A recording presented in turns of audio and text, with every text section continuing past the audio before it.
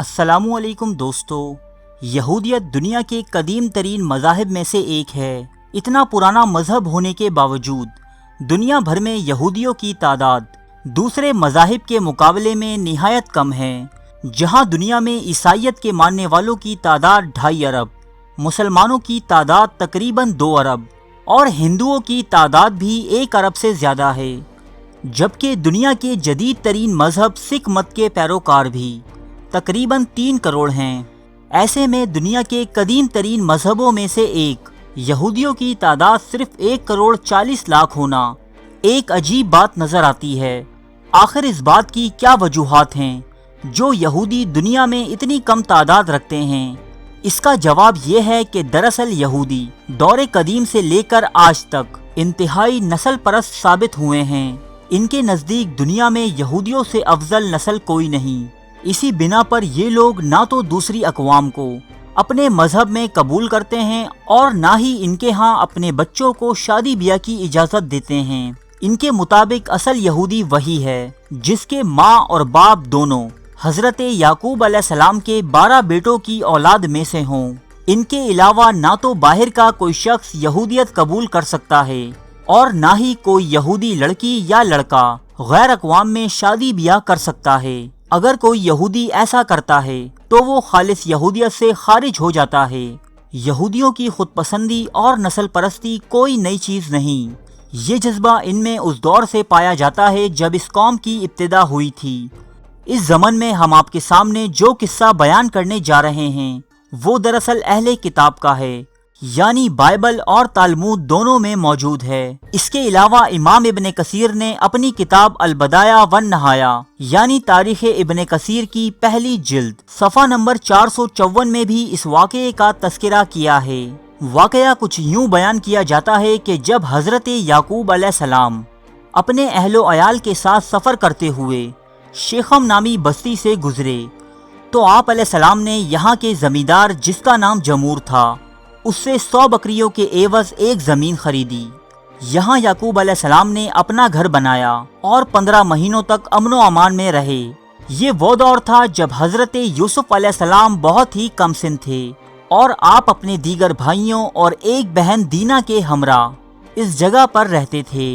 کچھ عرصے بعد اس بستی یعنی شیخم کے باشندوں نے ایک بڑی ضیافت کا اہتمام کیا۔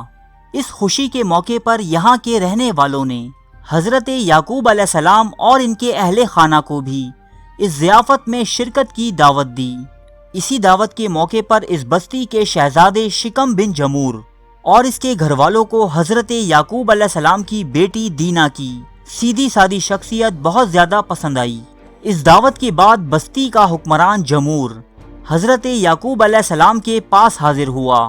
اس نے حضرت یعقوب علیہ السلام سے التجا کی کہ آپ اپنی بیٹی کی شادی میرے بیٹے سے کر دیں، ہمارے اس وسیع ملک میں سکون سے رہیں اور اس میں تجارت کریں۔ اس کے علاوہ انہوں نے یہ بھی کہا کہ آپ جتنا جہیز طلب کریں گے ہم خوشی سے دیں گے۔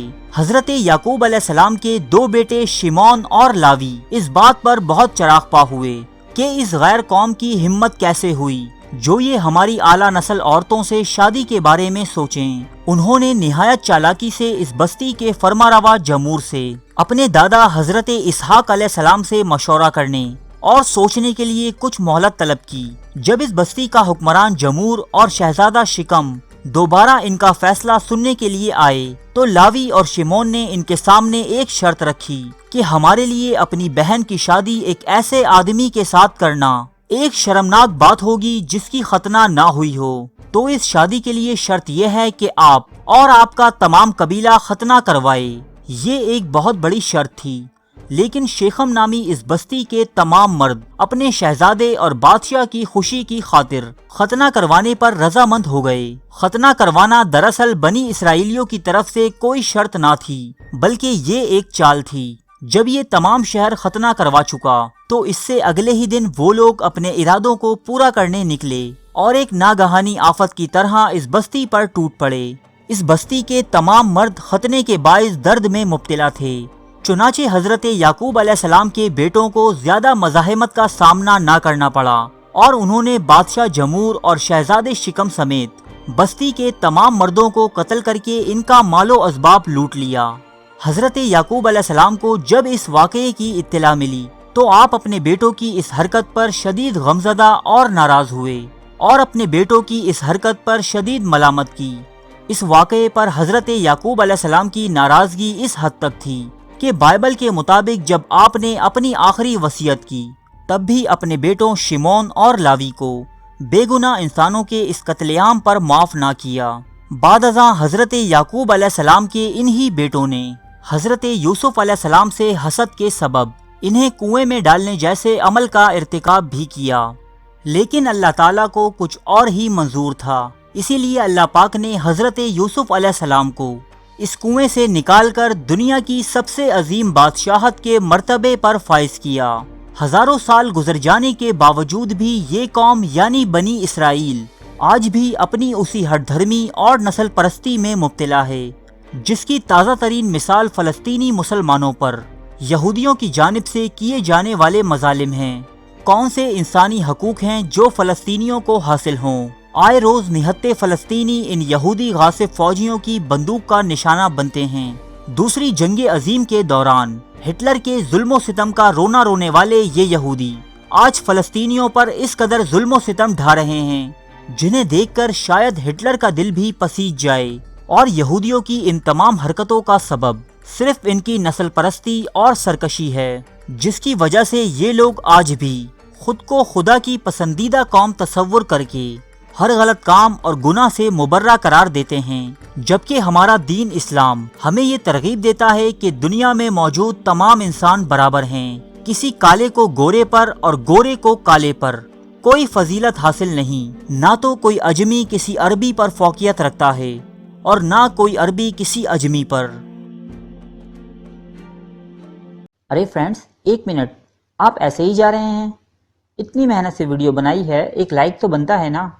اور دوسرا یہ کہ آپ ہمیں اتنی بڑی دنیا میں دوبارہ کیسے ڈھونڈیں گے؟ تو اس کا حل یہ ہے کہ آپ ہمارے چینل کو سبسکرائب کر لیجئے اور اس بیل کے آئیکن کو کلک کر دیجئے، اس طرح ہمارے آنے والی تمام ویڈیوز آپ تک پہنچتی رہیں گی۔ ارے ڈریے مت، یہ بالکل فری ہے۔